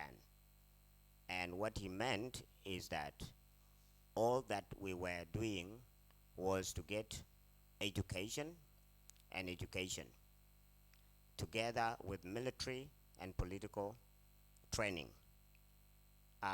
In the words of the late Sankara, Thomas Sankara, saying that a soldier without political ideology is a potential criminal. It is the same reason that the Red Army were taken to school so that they can be educated and also given military indoctrination or ideology so that they can continue the liberation struggle if it requires the use of guns. And then also political indoctrination so that they can be prepared, because you need politics to build a nation. So the Red Army was prepared from the time it was conscripted or inducted into the ranks and files of the SPLM-SPLA as part and parcel of the liberation struggle. So the mandate that was given to the Red Army at the early ages of the SPLM SPLA, majority of it has already been achieved because of what we see happening every day. An example can be shown on this podium. All of us here are doing a lot of things. Take for instance, I have been chairman of the Red Army Foundation for the last 8 years. That is a contribution to nation building. When I was in Penyindu, I did not have this responsibility. When I was in Kakuma, I did not have this responsibility. In my 8 years of being in the United States of America, I did not have this responsibility. But the responsibility that I have had from 2012 until now is a fulfillment of the mandate that was entrusted to the Red Army. Because right now I'm an adult. I can refer to the host of this show, the founder of Terap Media, and the owner of, or the host of the show, Fixing South Sudan. And indeed, because we see a crack in our nation, something that was not intended. And who is fixing it now? Who is helping fix this? It's a Red Army, Madingor. This is also another way we contribute to nation building. We're building a nation. On my left here is Honorable Samuel Duarding, who in the Army is at the rank of Brigadier General, and at the same time, a member of Parliament until recently. So for the last, you would say, how many years? 2010 until last week, was a member of Parliament, and also was chairperson with the Defense, Security, and Public Order in the National Assembly. And this is one of us. That is also part of nation building. You see, Munguk Lege also has been in the medical field for a very, very long time. And as we speak right now, we have this gentleman here, James Wen, who has been a Red Army leader, or one of the Lost Boys, who has contributed immensely in advocacy in the diaspora, and also helping with our communities there. Know that, and having come back here, now is playing a role in NPTC. So, and if I go down, I would begin with somebody by the name Atemngor, Peter Atemngor, somebody who does not need an introduction in South Sudan because of all the contribution that he has done on two fronts. First, his technical skills that he learned in the bush, fixing roads without having gone to school at all for it, or having acquired an engineering degree. And now fixing roads all these years, and when it was now time to move to the second phase of the liberation of this country, and that is to participate in referendum or self-determination for South Sudan. He did so much. Most of the time with his own money that he earned fixing roads in South Sudan. When the time came for us to be settled in Juba, he's the only one we see fixing the bridge, the main Juba bridge, the only Juba bridge that is operational at this particular time. It's Atemngor who has been doing this. Please clap for him. Atemngor has been involved in a lot of philanthropic programs. Because of the little money that he earns fixing roads, he invests this money back into the community and in the Red Army as individuals, and also Red Army institutions. So thank you very much. You can now talk about the successes of the Red Army. You have Benjamin Bolmel, and you also have Simon Okwei. The only successful road in South Sudan at this particular time, by far, that is being tarmac, the first tarmac to be done by the government of the Republic of South Sudan, outside of Juba, that is probably longer, and that's going to be bigger, is the Juba, Bor, Ayut, Malakal, Rang Road. And the contract has actually gone to Benjamin Bolmel. That alone is an achievement. And He's it a is member something, of the Red Army. and he's both these two gentlemen, Bolmel as the main contractor, being assisted by people like Simon Okwei, is something that we, the Red Army, should be proud of. And that is exactly the meaning of nation building. We are the ones building this nation. In the Army, the current IGP, General Majanga Kate, is a Red Army. And he's the chief of the police in the whole of South Sudan. That alone is an achievement, and he's working every day. And by the way, since he took over, Namely, yes, go down the list. yes, I also want to recognize another huge contribution from the Red Army in the person of Lieutenant General Toi Chan Red, who is Deputy Chairman of the Red Army Foundation in charge of Upper Nile affairs. He has now moved up to the Deputy Chief of Defense Forces of South Sudan. That is a huge, huge responsibility, and that is part of nation building.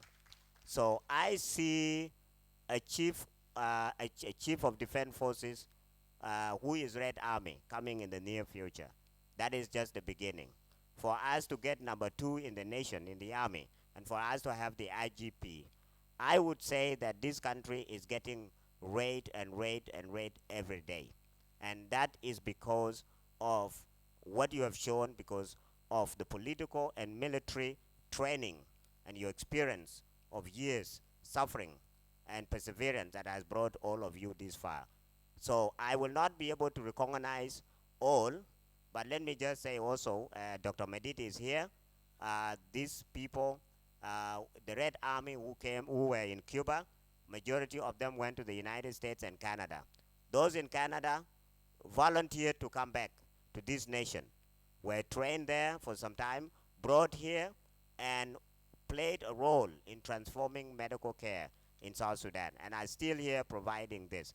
So the mandate in which we were prepared for, and that is for us to be engineers, to be doctors, to be military personnel, to be whatever profession that we, the Red Army, can render to these people, I think it is achieved. What has not been achieved, however, which we still need to effect, is for us to begin to be strategically positioned in positions of leadership and decision making, so that the Red Army can continue but slowly replace our aging leaders, so that the transition from the people who led us during the liberation struggle to the people who assisted them liberate this country can finally take over, so that they can continue the vision of the SPLM SPLA. Thank you very much. What has also not been achieved is the fact that the Red Army are not an exception with what ails the country. They are divided. Tribalism is being manifested. The things that used to make the Red Army strong, we are seeing them in the Red Army. Red Army, for it to play its role in nation building, how can it achieve unity of purpose and fight this resurgent tribalism? This goes back to the current system of our government, where we have abandoned institutions and begin to be individuals and begin to be tribes. And I'm saying this, that we have weak institutions. For any Red Army to be in a position of leadership, if the Red Army Foundation was recognized by the leadership of this country as an umbrella organization, just like the SPLM is the ruling party of this nation, and just like other political parties that are playing a role in this nation, every appointment of any Red Army going into any political position, being appointed or being engaged constitutionally, should have come through the recommendation of the Red Army Foundation. Unfortunately, that is not the case. Majority of the time, the Red Army get their positions through connections such as being an in-law, being a bodyguard, being a friend, being a relative, a tribesman, or any other, or a business person, a friend of a business person. This is basically what is happening now. I don't think I have an answer to that because it's a cultural thing that requires very, very serious, consideration. Are you seeking legitimacy from others, or can you organize yourself, pull yourself up by your own bootstraps, and take your space, claim your space in history and in nation building? Can the Red Army organize themselves and claim their space in nation building? The Red Army can actually organize itself, and it has already begun this process. One, with the formation of the Red Army Foundation that has not faced any legitimacy whatsoever. The organization exists as the umbrella organization for all the Red Army or anybody who was from the age of 0 to 18 at any given time between 1983 to 2005. And that's the liberation generation. And seats of the nation that we recruit and induct into the Red Army spirit of service or national service. So basically, the organization exists. Also, we have organized ourselves politically, and that is why we have a political space within the SPLM, and that is SPLM Red Army League. Unfortunately, the leadership of the SPLM, whether it is through the chairman or within the secretariat, continue to overlook or deny representation of the Red Army. For instance, recently when selection was done, there is resistance. Yes. And it must be overcome. Well, yes, everything has an aim and everything has a solution to it. And let me talk about the Red Army League, Thank the you. SPLM League. I will and leave that it is there a and good segue thank into you. the next participant to tell us about the organization that is necessary for Red Army,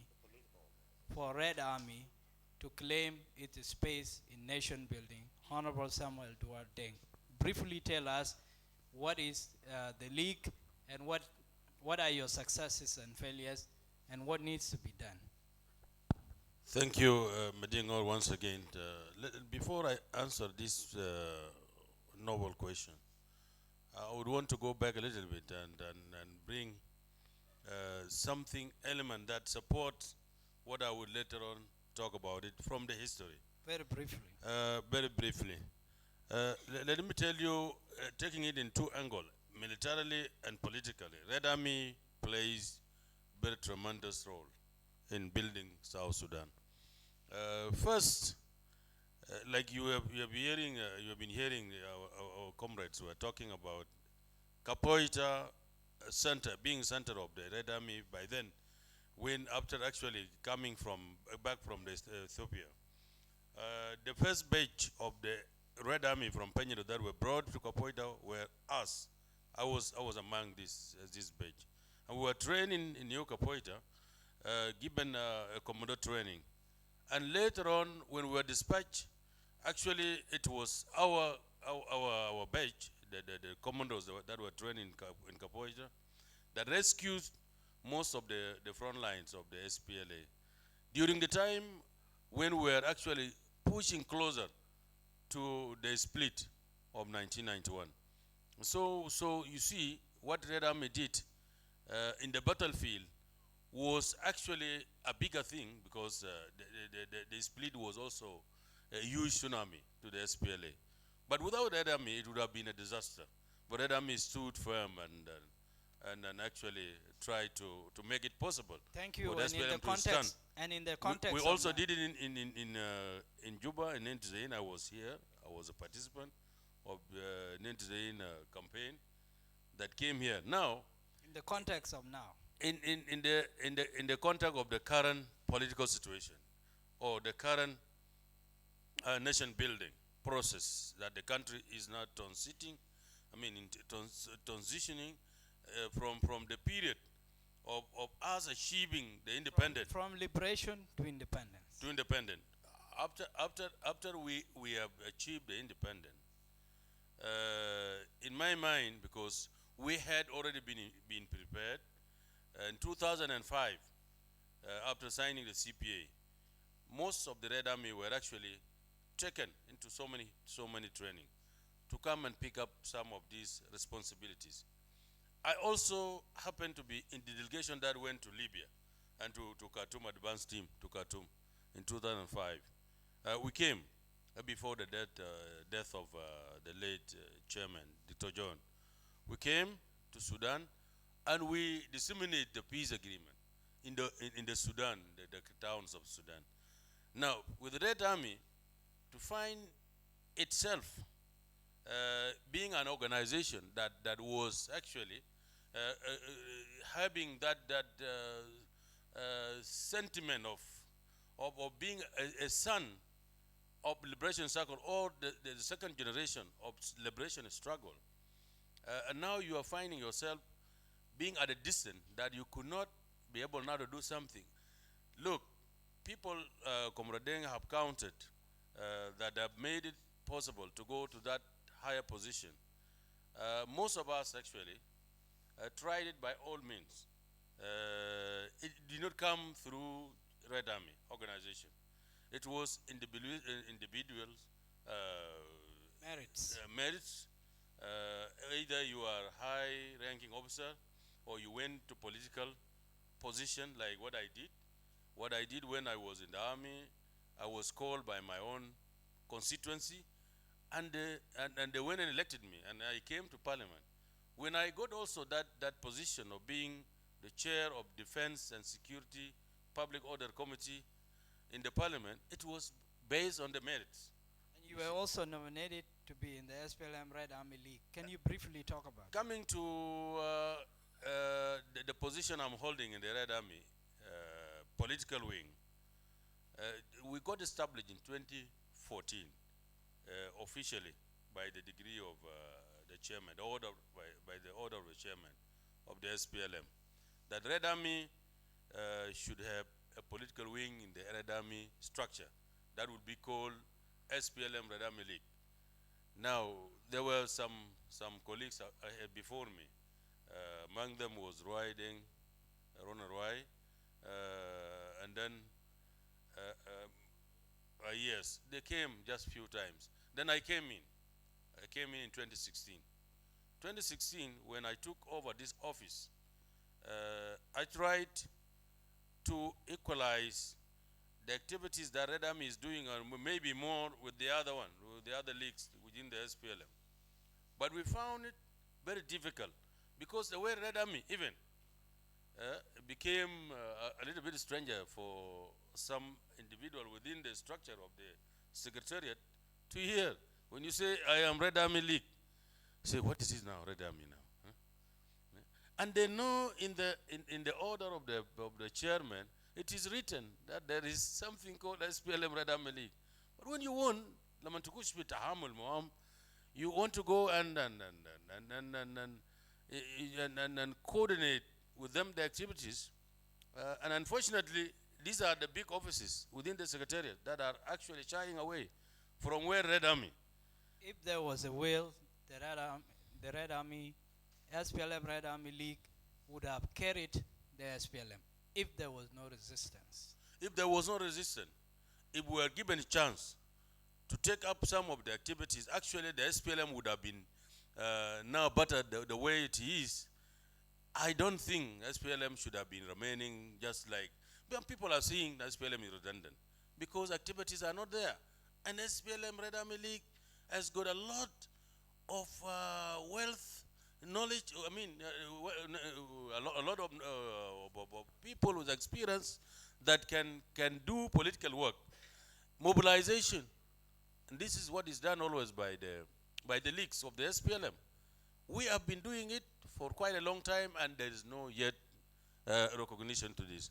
SPLM, Medingor, and the audience, because our time is so limited. SPLM is in the blood of the Red Army, and Red Army can do better in the SPLM than any other place, because even you can see when we adopted this red color to the SPLM in 2016 after the Arusha agreement, for reunification. And we launched when we were going for registration. The color red was adopted for the SPLM unanimously, and it was the first color that was taken by the Red Army. So the Red Army actually is a custodian of the SPLM. We should be given this SPLM to run it to the butter that people of South Sudan will admire it. I am appealing to our leaders, to the leadership of the SPLM, that is this secretariat, the SPLM secretariat, not only in the center, but even in the states. Let it be powered by the Red Army. Let it be powered by the Red Army. Thank you very much. Start by the Red Army and powered by the Red Army to achieve the purpose. Thank you very much. And you are saying the same thing that the chairman, Comrade Dengbol, said to the chairman of the SPLM, Salva Kiir Mayardit. In 2013, he said, Mr. President, Mr. Chairman, the Red Army are tough painkillers. If you have any pain, swallow us, and the pain will go away. And Honorable James Hosmai was the chief of defense forces then, and he said not to take away from the Red Army. We in the SPLA are a top painkillers. Swallow us also, Mr. Chairman. That is the same thing that you are arguing now. And let me hear. And just a moment, Comrade Kuala Temple also said the problem you people are talking of is not your problem alone.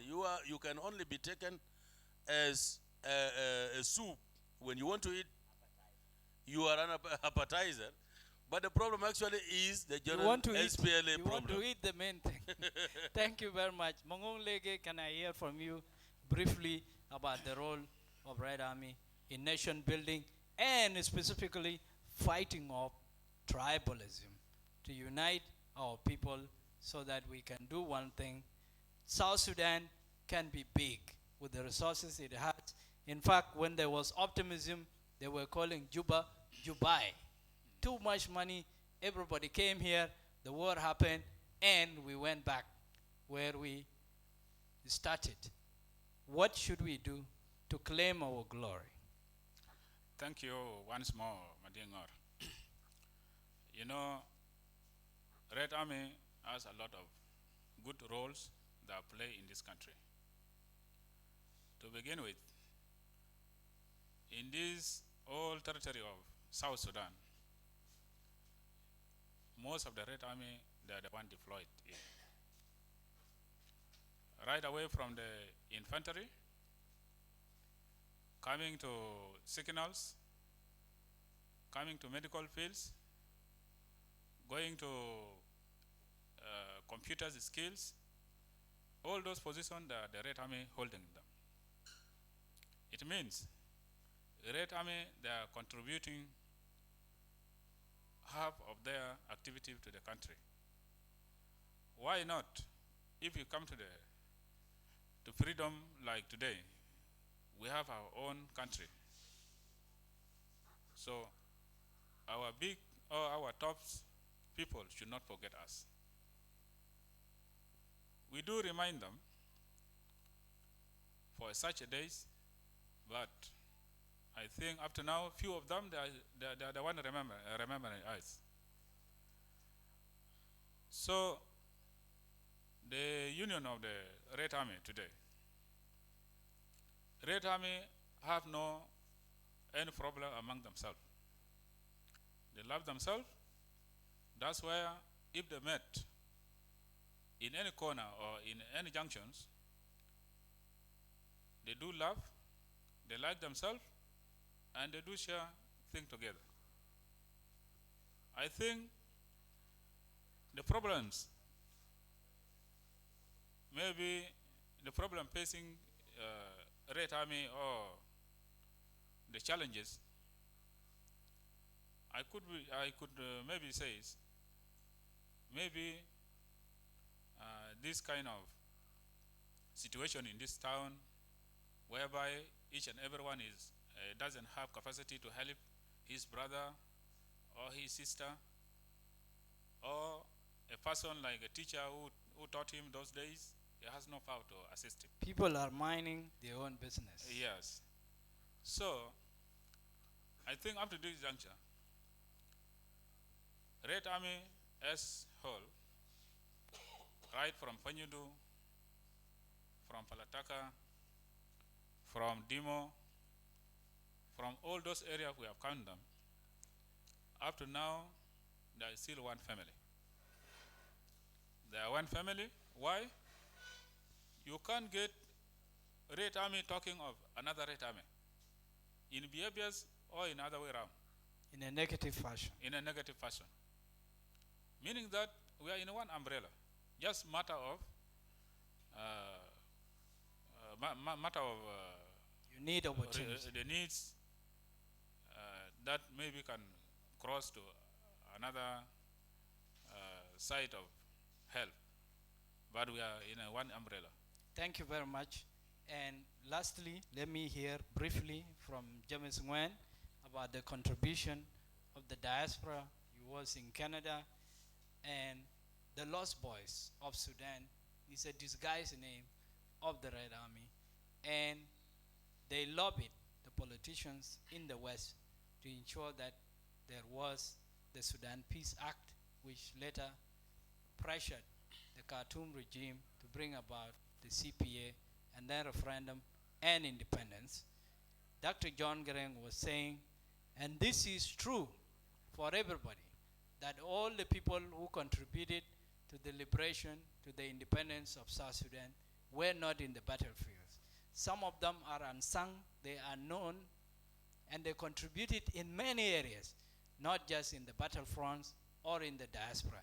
Even inside, like Honorable Nyanachek, they contributed from within for the success of our liberation. So we should recognize all South Sudanese, and the liberation did not begin in 1983. It was there by the Anyanya One, and even before that, let's use history to unite South Sudan. And that is the meaning of fixing South Sudan, that we all do one and say one thing. Welcome. Well, thank you, Madingor again, and also the audience. It is a privilege again to be here, and talking of contribution of the Red Army, a lot have been said, and I can only add what had been said already. The contribution I'd like to make is to take off from what Madin was saying about the histories of this story of struggle did not start in 1983. It started back then. Our people fought for 192 years to liberate, to be who we are today. So it did not start in 1983. And before that too, before 1983, there were mutiny that happened in Cuba in 1975. They were in the bush. So when that incident happened in Bor in 1983, there were some gentlemen in the bush, those of Kwany Larjor, they were in Bilfam in Nyaya too. So these are historical things that all of us need to put in our story so that we have an informed history of our children and the generation to come. I will not talk much of the contribution itself. I will only rather mention some few things that we did in the diaspora. If you could remember, when we were fighting from 1983 to 1995 to 96 to 2000 and 2001, there was no global coverage of our problem, especially our problem in South Sudan. What is it like? There was no global coverage. But when the Lost Boys, our cause was not known. When the Lost Boys went to US, when some of us went to Canada, some of us went to Australia, we make sure that our cost, our problem is known. This mobilized the West to understand and wanted to know what is really happening in Sudan.